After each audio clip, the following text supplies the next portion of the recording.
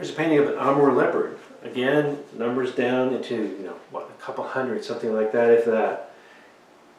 This image is similar to the Javan rhinoceros. It's really a double image. It's two animals combined. There's one coming in from the left there and one coming in from the right. And that's why it looks a little off. You look at it and something's wrong. I want people to have that reaction. What's wrong with that picture? And again, the eyes are looking right at you. This is a California condor. Condors have been endangered since I was a little kid. They're one of the first animals to be listed as endangered, and they still aren't doing very well.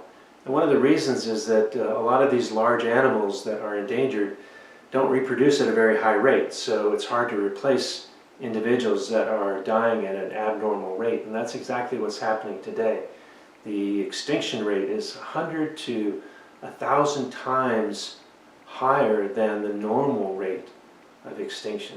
So animals are dying at a much faster rate than normal.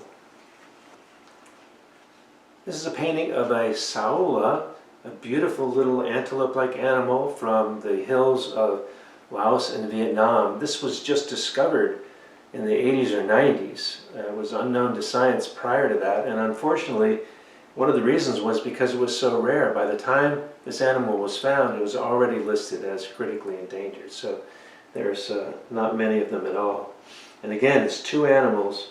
One's coming in from the left and one's coming in from the right. And they're sharing an eye, and that eye is reflecting you. And I love the way the graphics worked out here. The beautiful auburn color and the stark whites and blacks create an interesting pattern.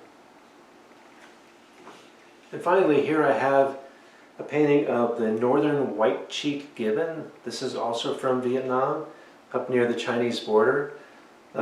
Beautiful animals. The male is black with these bright white cheeks, and the female is this beautiful ochre color.